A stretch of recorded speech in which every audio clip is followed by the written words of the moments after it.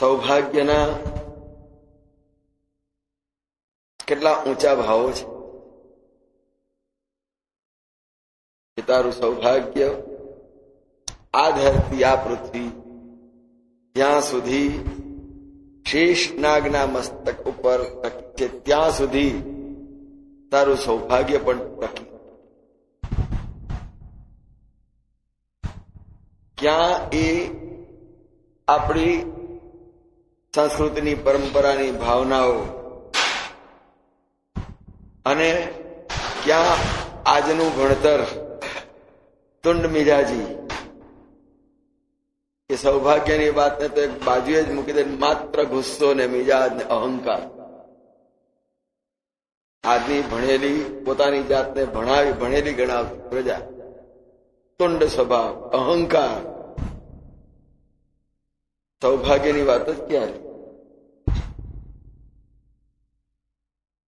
શિક્ષણની અંદર જ ભલે હોસ્ટેલોમાં મોકલીને ભણાવતા હો, ભલે ભણે પણ સંસ્કારમાં તો મા બાપે બાળકોને પોતાના ન રાખવા હોય તો જ હોસ્ટેલમાં મોકલવા. જો સંસ્કાર આપવો હોય, એને સારા સજ્જન તરીકે કેળવવા હોય તો માતા પિતાએ પોતાની નજીકમાં રાખીને એને જે કંઈ ભણાવે બધું જ ભણાવે. પણ દૂર ગયા એટલે સમજી લેવાનું કે આ કોઈ સંસ્કાર એની પાસે નહીં હોય. સ્વચ્છંદ ઘેર આવે હોસ્ટેલમાંથી તો તમારું કહ્યું ને. તો આપણી આ પરંપરાની કેટલી સરસ ઊંચી ભાવનાઓ. તમારું દાંપત્ય ચિરજીવી રહો, સદા સોહાગીની હો, સૌભાગ્ય. આજે કહીએ કે એનિવર્સરી ઉજવાય ને એ માણસ ભાગ્યશાળી ગણાય. પરણ્યા પછીથી આજની આ પેઢીમાં એનિવર્સરી ઉજવાય એટલે સમજી લેવાનું બહુ ભાગ્યશાળી. એ કઈ ઉજવાય જ નહીં.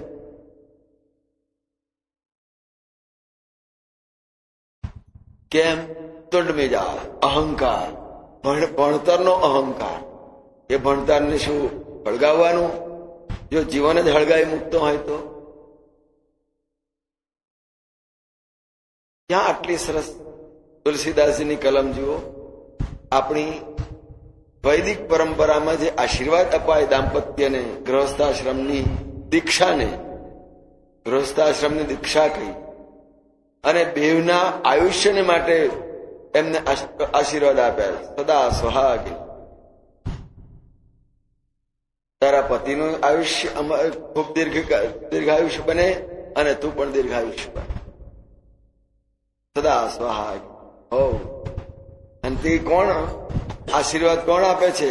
એટલે ગામડાની અભણ સ્ત્રીઓ કે જેને પોતાના જીવનની, પોતાના ગ્રહસ્થાશ્રમની ઊંચામાં ઊંચી કિંમત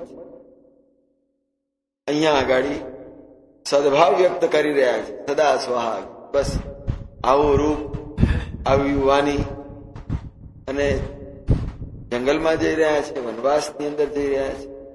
પણ વનવાસની અંદર ભગવાન એમની રક્ષા કરે. સદા સ્વહાગ હો. કંઈ પણ એમને કોઈ અકસ્માત ન થાય, કોઈ પણ પ્રકારની નો વિઘ્ન ન આવે. એટલા માટે હૃદયપૂર્વક આવી ઝાંખી ક્યાં થવાની હતી વારંવાર ફરી પાછી. એટલા માટે કહ્યું કે બસ જ્યાં કાંઈ જશે, જ્યાં જશે ત્યાં સૌને આ સ્વરૂપની ઝાંખી તો થશે. એટલે પોતે તો આનંદ લીધો ગ્રામવાસીઓએ, પણ જ્યાં જ્યાં જશે ને ત્યાં બધાને આવો આનંદ દર્શનનો આપે. એટલા માટે હૃદયપૂર્વકનો સદભાવ વ્યક્ત કર્યો. સદા સોહાગી હો. જબ લગ અહીં ધરતી ક્યાં સુધી, આ પૃથ્વી ક્યાં સુધી શેષનાગના મસ્તક ઉપર રહેવાની? કેટલા વર્ષોથી છે? કેટલા યુગોથી છે? શેષ એટલે જે ના કરતા છેલ્લે બચ્યું હોય તે. આમ નાગ એટલે હાથી પણ થાય, નાગ એટલે સર્પ. નાગ શબ્દ છે વિશાળ જે છે, અને જબ લગી મહી અહી, તો શેષ નાગ ગયો આ શરીરની અંદર, આ જીવનની અંદર. એને ઓળખાવતા ભાગવતની ગજેન્દ્ર મોક્ષની સ્તુતિ છે. એમાં ગજેન્દ્રએ ભગવાનની સ્તુતિ કરતા એટલો સરસ નિરાકારનો ભાવ વ્યક્ત કર્યો છે. સવઈ ન દેવા મર્ત્ય તિર્યંગ ન સ્ત્રી ન સંડો ન પુમા ન જન, અને કે નિષેધ શેષો, બધું જ ના કહેતા જે શેષ બચે છે તે પરમાત્માને હું મારા પ્રણામ કરું છું, મારી પુષ્પની અંજલિ આપી. જયતાદશી. તો અહીંયા આગળ આપણે આપણા શરીરની અંદર પણ કે આ આત્મા નથી, આ મારું સ્વરૂપ નથી, આ શરીર મારું સ્વરૂપ નથી, પણ છેલ્લે જે બધું ના કહેતા બચે એ શું છે? આત્મા. આપણા શરીરની ચેતના એ જ શેષ બચે છે. તો આખું શરીર એ શેષ એવા આત્માના શિર ઉપર, આધાર ઉપર ટકેલું છે. આ શરીર એટલે જબ લગી મહી અહિંસ, શેષનાગના એટલે આત્માના આધાર ઉપર આ શરીર ટકેલું છે. ત્યાં સુધી ક્યાં લઈ જાય? શેષ જબ લગી મહી અહિંસ. આ શરીરે પૃથ્વી, જલવાયુ, આકાશ એનું પંચતત્વનું બનેલું છે. પૃથ્વીની અંદર છે પાણી, માટી, પ્રકાશ. એના એ બનેલા આ શરીર જ્યાં સુધી ટકે ત્યાં સુધી તારું સૌભાગ્ય અખંડ રહો. જબ લગી મહી અહિંસ. શરીર સાથેના સંબંધ, અને આમ દીર્ઘ આયુષ્ય પણ આપી, પણ આત્માને શેષ કહ્યો. નાગ એટલે હાથીની માફક જે સૌથી મોટો છે. આ શરીરની અંદર એક વાર પરસ્પર અંદર ઝઘડો પડ્યો કે મોટું કોણ? 5 ઇન્દ્રિયો ને છઠ્ઠો આત્મા. ઉપનિષદની ઋષિઓની કથા છે. પેલા કે હું મોટો, પેલા કે હું મોટો, આ કે હું મોટો. સ્વાભાવિક છે, કોઈને નાનું થવાનું ગમે ને. સૌને મન સવા શેર, એમાં અધોળ કોઈ ઓછું નહીં. એમ ઇન્દ્રિયોની વચ્ચે એક સંઘર્ષ જામ્યો.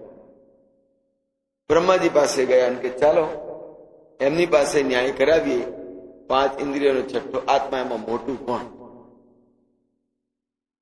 પોતાની સમસ્યા વ્યક્ત કરી બ્રહ્માજી પાસે જતા કે સારું રહો, હમણાં રાખ્યા બધા. હવે એક કામ કરો ને, વારાફરતી તમે ફરવા જાઓ, બહાર નીકળી જાઓ. જેના વગર ન ચાલે એ મોટું. આંખ ગઈ તોય ચાલ્યું, આંધળાઓ જીવે છે. કાન ફરવા ગયા, બહેરા માણસ હોય. બોબડો એ જોયું કે આપણા વગેરે બહેરા મુગા બધા જીવે છે.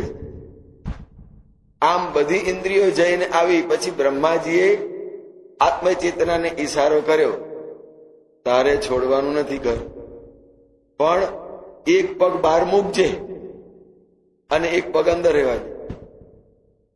જ્યાં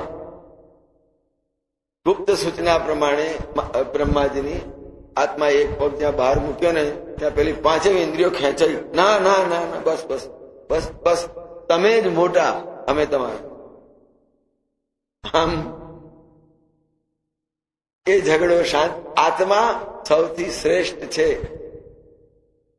શેષ જયતાદ અશેષ, જે શેષ રહે છે તે એ આત્મતત્વ છે. અને આત્મચેતનાની સાથે આ શરીર રૂપી ધરતી નો સંબંધ છે. અને જ્યાં સુધી આત્માનો ધરતી સાથે સંબંધ છે, શરીર સાથે સંબંધ છે, ત્યાં સુધી તારું સૌભાગ્ય અખંડ રહો.